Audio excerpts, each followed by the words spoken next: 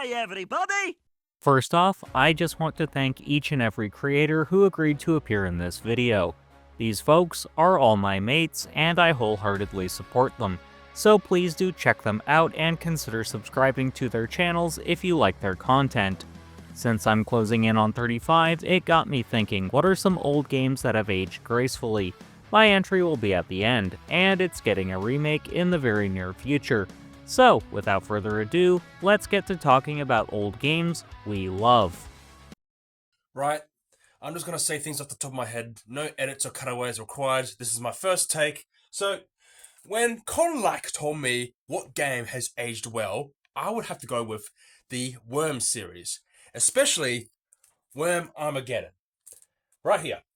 Worm Armageddon is basically a strategy game where you're these worms and you're in this field and you have to shoot each other, one after each other, each person on each team, and you have to take them down using weapons and enemies and also items and explosives, bazookas. But what I'm trying to say is the Worms series, you can play that anywhere at any time on any platform, really. It's just one of those games where you can just pick up and play with anyone. It's been on all platforms, and this is the recent one for the Nintendo Switch. And it's just one of those games where you can just pick up and play and take it anywhere. But I just love how it's a strategy game where you're these little worms and you take turns shooting each other down, and whoever is the last survivor is the winner, really. Winner, chicken dinner. And the Worms 3D games are my favorites. Especially, what's it called? Worms 4 Mayhem. That was a good game, especially with multiplayer games. But that's it. That's all I want to say. The Worms series has aged well, especially Worms Armageddon, because this is a remake. If it's a remake, it's good. But I love Worms World Party. That's a good game. Anyways, that's it. Colin, thank you for having me in this such short notice. Take care, everyone. Check me out. I am Sanchat. 6 Sanchat Niner. Old games that have aged well. I had a good old hard think on this, wondering what criteria I would use to make my judgment, as at first games like the Prince of Persia reboot and Jet Set Radio came to mind, but their controls in parts just felt a little dated. Then all of a sudden, it hit me.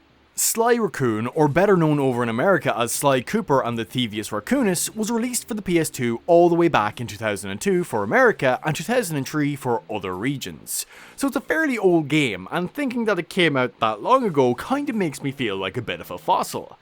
This is a game that has aged fucking beautifully well in nearly all areas, with a nice and neat story of our main character Sly Cooper and his merry gang that consists of Murray and Bentley on the search for lost pages from the Thievius Raccoonus, a book handed down throughout Sly's family holding all the secrets they have had. And along the way you face off against notorious individuals on your quest, until they are no longer in your way.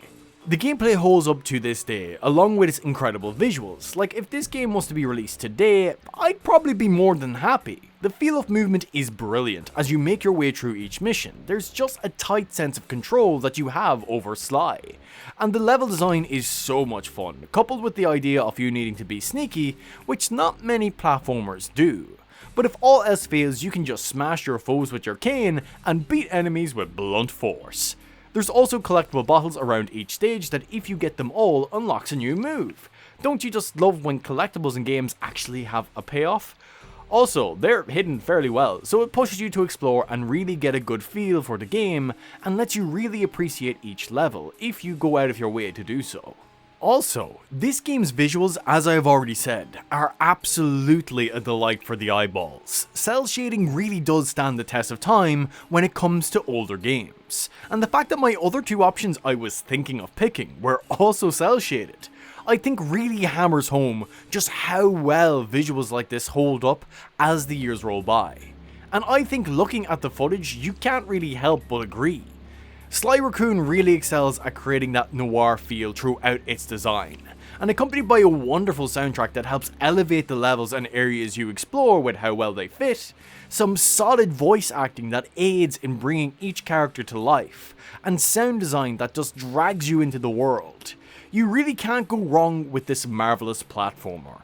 It holds up so well, and had to be my pick for an old game that has aged well.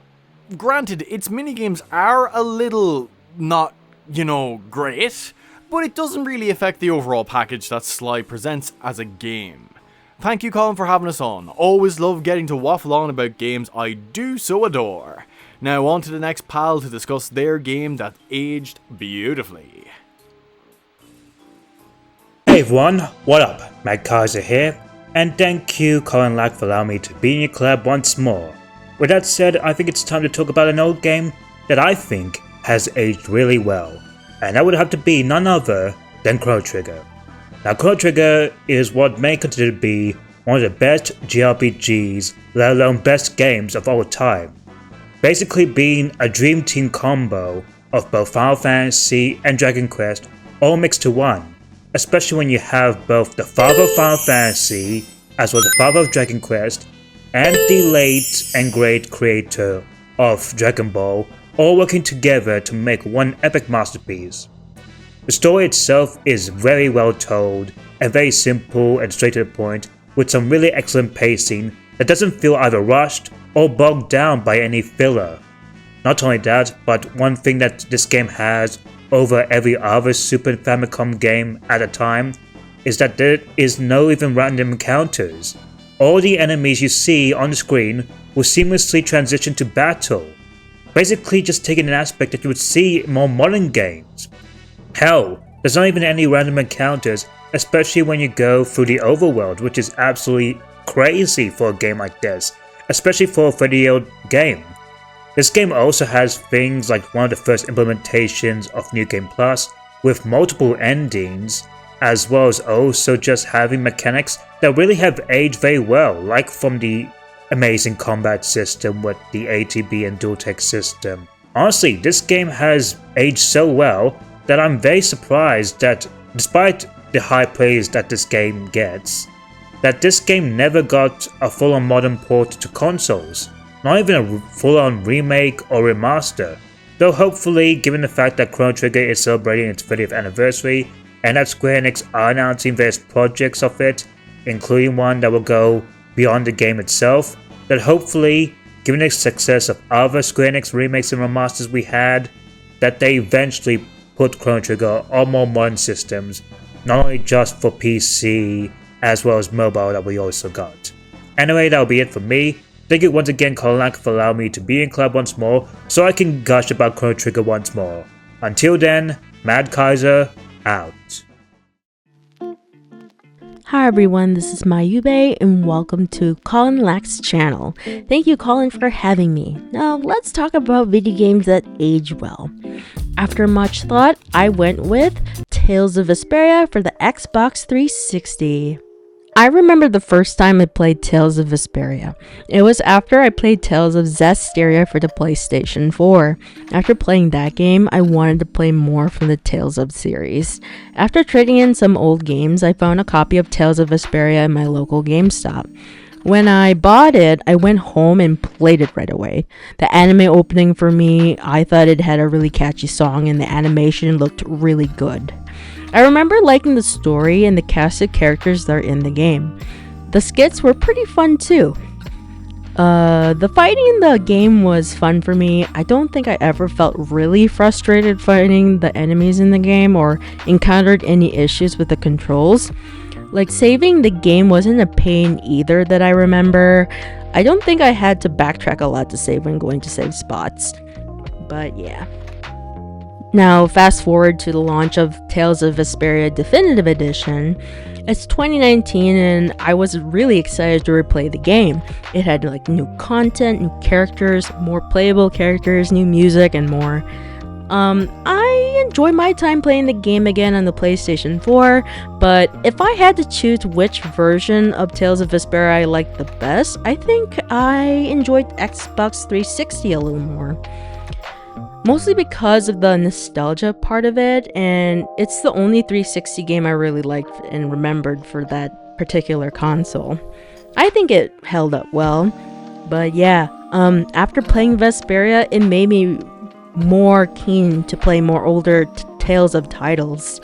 and I hope in the future they remaster some of them, because some of the games that I wanted to play were on consoles that I don't. But anyway, that wraps up my part. Thank you again, Colin, for having me, and please check out the fellow creators' picks in this video too. Thanks for watching, have a great day, bye!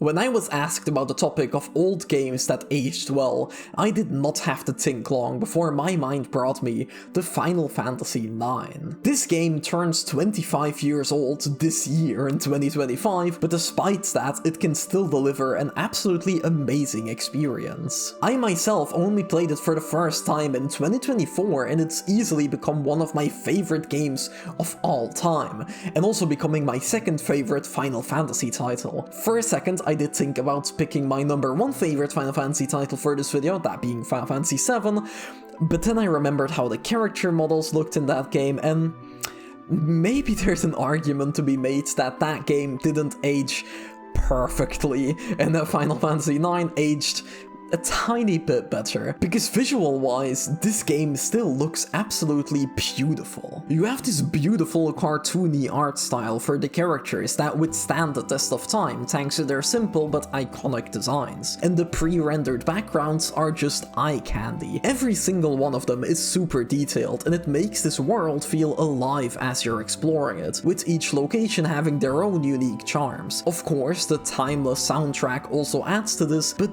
that's no surprise. It's the visuals that are kind of surprising in how well they hold up. This game is available right now on basically every single platform, and no matter where you play it, the visuals are just so damn charming. And the gameplay has also aged quite well in my opinion. It's your classic turn-based system with real-time elements, as your characters use their skills whenever the ATB bar fills up. It's not perfect, and this is probably the only aspect where you can kind of see the game's age, but it can still provide a very fun experience nonetheless. Strategizing with different party members, experimenting with different equipments that unlocks different skills, while it can be a bit slow at times, the combat in this game is genuinely quite strong and really enjoyable even today. But another aspect in which the game really shines for me is the sense of adventure that this experience delivers. Because let me tell you, the adventure that you go on in Final Fantasy IX is still up there among the best. It is just so much fun to explore this world, be it on the back of a chocobo or on your airship. You're visiting all these locations, getting to know these characters, finding these little towns and villages out in the world, and it's just a vibe that is unmatched. And this probably goes without saying, but the narrative here has also aged perfectly, outside of maybe one scene.